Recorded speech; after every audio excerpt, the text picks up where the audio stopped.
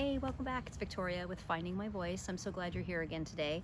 What I'm going to talk about is 8 things that I do on a regular basis to make me feel good as I'm living with invisible chronic symptoms.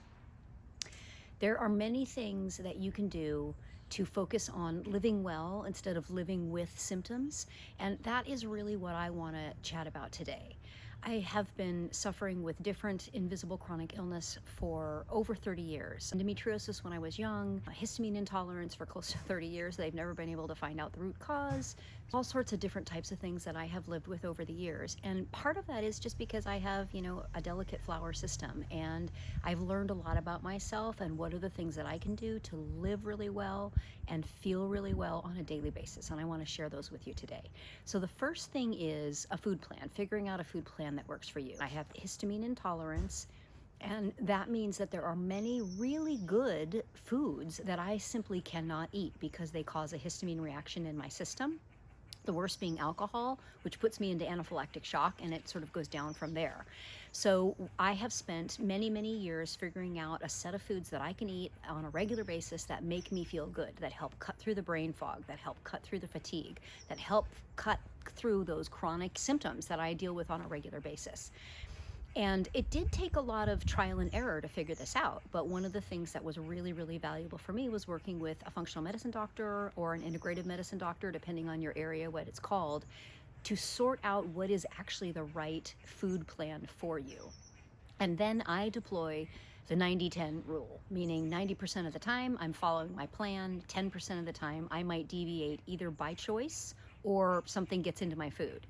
By following that sort of 90-10 prescription, generally I feel good most of the time.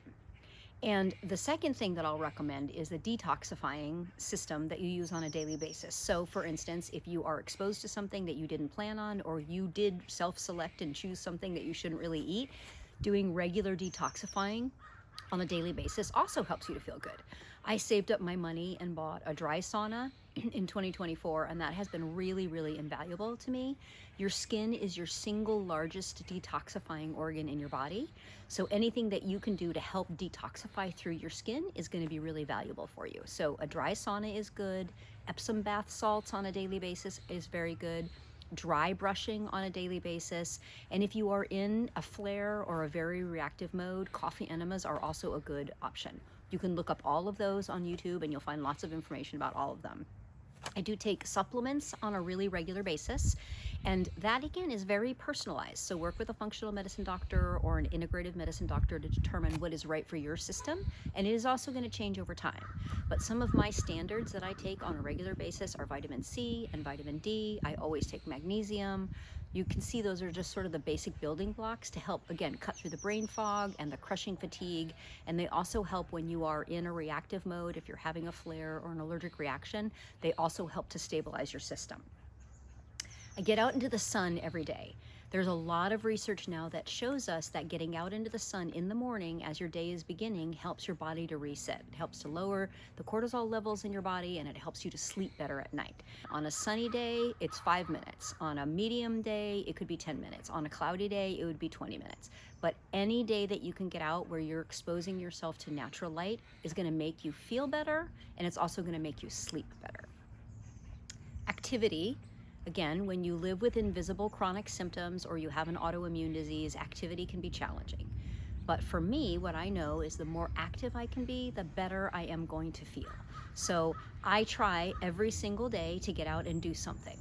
I am not always successful, I'll just say that straight up, but the days that I can, I feel better. And that might be walking, that might be doing a little bit of yoga inside my house or a little bit of Qigong. I just look it up on YouTube and I find somebody that I like to follow and I'll do that. If I am feeling better, maybe I'll go swim at my local pool, maybe I'll go for a hike. If I'm not feeling good, if I'm having a really hard day, it might just be walking around my house, walking up and down my stairs. You have to really personalize it for your own system and also for every single day.